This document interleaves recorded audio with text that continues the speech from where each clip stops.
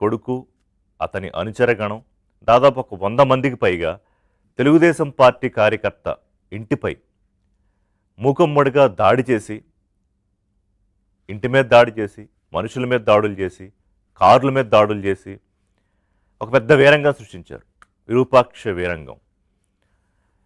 ఇప్పుడే కాదు, ఇంతకుముందు కూడా అతను ఇలాంటి దాడులు చేశాడు కొన్ని. ఈ పవర్ టెండర్లు వీటికి సంబంధించి ఆఫీసుల మీద. అంటే తనకి నచ్చిన మనుషులను పెట్టుకోవాలి, తను చెప్పినట్టు చెయ్యాలి, లేకపోతే కనుక మేము వస్తాము, కొడతాము, బూతులు తిడతాము. అక్కడ మహిళలు లేదు, లేకపోతే ఇంకొకటి లేదు. ఇదంతా ఒక అక్రమ ఇసుక పంచాయతీ. అంటే వైఎస్ఆర్సీపీకి సంబంధించిన కార్యకర్తలు చేసే ఇసుక పంచాయతీ మీద తెలుగుదేశం పార్టీ కార్యకర్తలు అతని ఇంటికి వెళ్ళి ప్రశ్నించడానికి వెళితే, ఈలోపు అతనికి ఆబ్వియస్గా ఎమ్మెల్యేకి ఫోన్ చేశాడు, ఎమ్మెల్యే డిఎస్పీకి ఫోన్ చేశాడు. సో అక్కడితో వదిలేస్తే పోలీసులు చూసుకుంటారు, ఎవరు తప్పు ఎవరిది రైటో తేలుస్తారు, అవసరమైతే కేసులు పెడతారు, జైలుకి పంపిస్తారు. బట్ ఈలోపే మీరు చూస్తున్నారు కదా, ఒక దండయాత్ర చేసుకుంటూ వెళ్ళి, అంటే ఎమ్మెల్యే అయితే ఏదన్నా చేయొచ్చా? దీనికి ఒక బీసీ కార్డు వాడే ప్రయత్నం చేశారు. ప్రయత్నం ఏంటి? జగన్మోహన్ రెడ్డి ట్వీట్ కూడా, ఒక బీసీ ఎమ్మెల్యేపై ప్రభుత్వం దాడి, అతను ఏమన్నా విరూపాక్ష, ఏమన్నా ఉగ్రవాద అని. సరే, ఆయనకి ఇవాళ నేరస్తుల్ని నిందితుల్ని వెనకేసుకురావడం కొత్త కాదు, కానీ ఇప్పుడు విరూపాక్షి ఇంకో అవకాశం వచ్చింది ఆయనకి, ఇంకొక బల ప్రదర్శన యాత్ర చేయడానికి. ఇప్పుడు ఆయన జైల్లో ఉన్నాడు, 14 రోజుల రిమాండ్. అతనితో పాటు ఇంకో 15 మంది జైల్లో ఉన్నారు. మొత్తం 16 మందిపై కేసులు పెట్టారు. న్యాయమూర్తి ముందు ప్రవేశపెడితే రిమాండ్కి పంపించారు. సో మళ్ళీ ఇంకొక యాత్ర చేస్తారు జగన్మోహన్ రెడ్డి. ఇప్పుడు ఆయన ఏంటి, ప్రభుత్వం రాష్ట్రంలో ఏదో అలజడి చేసేస్తోంది, తెలుగుదేశం పార్టీ నాయకులు కార్యకర్తలు చేస్తే కేసులు పెట్టరా, వైసీపీ అంటే ఇంటి మీదకి వెళ్ళి దాడులు చేస్తే కేసులు పెట్టరా, లేకపోతే ఇంట్లో ఉన్న మహిళల్ని ఎలా పడితే అలా మాట్లాడితే కేసులు పెట్టరా? ఎమ్మెల్యే అయితే ఏంటి, ఇంక ఎంపీ అయితే ఏంటి? వాళ్ళు రాజ్యాంగం ప్రకారం నడుచుకుంటామని చట్టసభల్లో ప్రమాణాలు చేసి ప్రజల కోసం పనిచేస్తామని చెప్పి ఇప్పుడు ఇవేం పనులు? అసలు దాడులు ఇది చేయడం ఏంటి? అసభ్యత ఏంటి? ఇష్యూ ఉంటే కూర్చోవాలి, మాట్లాడుకోవాలి. తప్పు టీడీపీ వాళ్ళది ఉందా? ఎస్, కంప్లైంట్ చేయండి.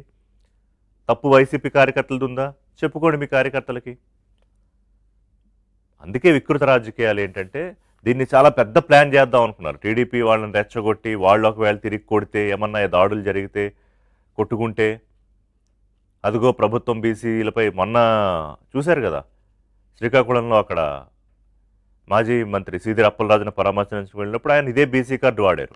అంతకుముందు ఇంకో ఎస్సీ కులం కార్డు తీసుకొచ్చారు, అంతకుముందు ఇంకొక మతం కార్డు తీసుకొచ్చారు, ఇప్పుడు మళ్ళీ ఇంకొక కులం కార్డు. అంటే ఈ కులము మతము దాడులు, ధ్వంసం చేయడం, విధ్వంస ఎజెండా, ఇది ఇది ఇది తప్ప ఇంకొకటి లేదా? ఓ పక్కన అభివృద్ధి మీకు పట్టదు. నేను ఇవాళ పత్రికలో చూస్తే, అంటే మన రాష్ట్రానికి, ఆంధ్రప్రదేశ్కి కంపెనీలు రావడానికి పోటీ పడుతున్నాయి. ఎందుకని? రూపాయికి ఎకరం భూమి ఇచ్చేలాగా లీజుకి, వాళ్ళకి ఇచ్చేయడం అంటే వాళ్ళ సొంతానికి ఇవ్వడం కాదు, లీజుకి. దానికి వాళ్ళు క్రైటీరియా, ఇన్ని వేల కోట్ల పెట్టుబడులు పెట్టాలి, ఇంతమందికి ఉద్యోగ అవకాశాలు కల్పించాలి, ఎవడు పడితే ఎవడు రూపాయి తీసుకెళ్ళడానికి ఎకరం ఇవ్వండి అంటే ఇవ్వరు. సో దానికి ఒక బిజినెస్ క్రైటీరియా ఉంది.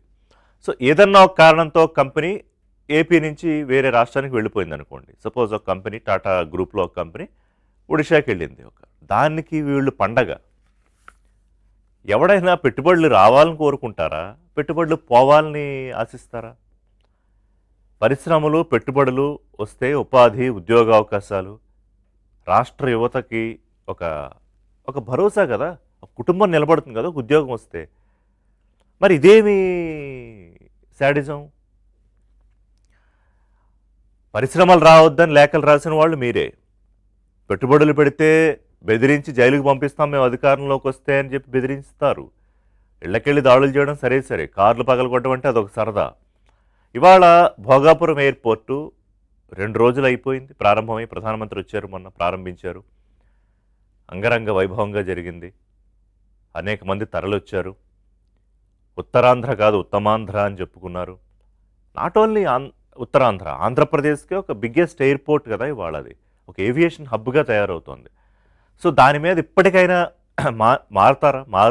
మానేస్తారా రాజకీయం? అంటే ఇంకా పెరిగిపోయింది. నిన్న మీరు చూస్తే ప్రెస్ మీట్లు, మాజీ మంత్రి గుడివాడ అమర్నాథ్, సరే టీడీపీ నాయకులు ఏదో పేరు పెడతారులేండి ఆయనకి. సో ఆయన ఏమంటాడు, ఉత్తరాంధ్రని చంద్రబాబు 17 ఏళ్ళు ముఖ్యమంత్రిగా ఉన్నప్పుడు కేవలం ఓట్ బ్యాంక్గానే వాడుకున్నారు. జగన్మోహన్ రెడ్డి అసలు వాళ్ళ కష్టసుఖాలు చూశారు అని. కానీ నిజాలు డేటా చెప్తుంది. హిస్టరీలోకి వెళ్తే డేటా ఎక్కడికి పోదు కదా. ఇప్పుడు మనం మర్చిపోవచ్చు, లేకపోతే మర్చిపోయినట్టు నటించి ప్రజలకి ఏమన్నా అబద్ధాలు చెప్పచ్చు. భోగాపురం విమానాశ్రయం విషయంలో జగన్మోహన్ రెడ్డి ఏం కామెంట్ చేశారు, భూములు ఇస్తానన్న వాళ్ళని అడ్డుకోవడానికి ఎలా ప్రయత్నాలు చేశారు, వాళ్ళని ఎలా రెచ్చగొట్టారు, కోర్టులో కేసులు ఎలా వేయించారు, ఇవన్నీ ఉన్నాయి కదా, డేటా ఉంది కదా. అలాగే ఉత్తరాంధ్రకు వచ్చిన ఐటీ కంపెనీలో, లేకపోతే డేటా సెంటర్లో, పోర్ట్లో, ఇంకొకటో ఎవరు ముఖ్యమంత్రిగా ఉండగా ప్రారంభమయ్యాయి. అసలు ఈ క్రెడిట్ గోల్ ఏంటి, ఈ యాగి ఏంటి? నాకు క్రెడిట్ కావాలని. మీరు చేస్తే క్రెడిట్ తీసుకోండి. అమరావతిని మీరు ఆపేయకుండా నిర్మించి ఉంటే ఆ క్రెడిట్ మీకే వచ్చేది కదా. లేకపోతే అదానీ డేటా సెంటర్తో చంద్రబాబు ముఖ్యమంత్రిగా ఉన్నప్పుడే ఒక ఎంఓయూ చేసుకున్నప్పుడు దాన్ని మీరు తిరిగి మార్చకుండా మీ లబ్ధి కోసం దాన్ని రూపు మార్చేశారు కదా. లేదంటే ఆ క్రెడిట్ కూడా మీకే వచ్చేది కదా. భావనపాడు దగ్గర కాకుండా మూలపాడు దగ్గర ప్లేస్ మార్చారు, పోనీ అక్కడ పూర్తి చేసి ఉంటే మీకే వచ్చేది కదా. ఇలా చెప్పుకుంటూ పోతే చాలా ఉన్నాయి. అండ్ సో అంటే యువతను రెచ్చగొట్టాలి, మీ వెనకాల రౌడీ పనులకు తిప్పుకోవాలి, రప్పా అనిపించుకోవాలి తప్ప వాళ్ళకి, లేదా వాళ్ళకి 3-4 వేలు ఇచ్చి ఇదే ఉద్యోగం అని సంబరపడాలి. అంతేనా? అంతకన్నా బియాండ్ ఆలోచించడానికి అవకాశం ఇవ్వరా? ఈ వికృత రాజకీయాల్లోంచి మీరు ఎలాగో బయటపడరు, రాష్ట్రంలో ఉన్న యువతని లేకపోతే ఇంకొకళ్ళని ఎందుకు అందులోకి లాగాలని చూస్తున్నారు? బ్రేక్ తర్వాత మాట్లాడదాం. Take break.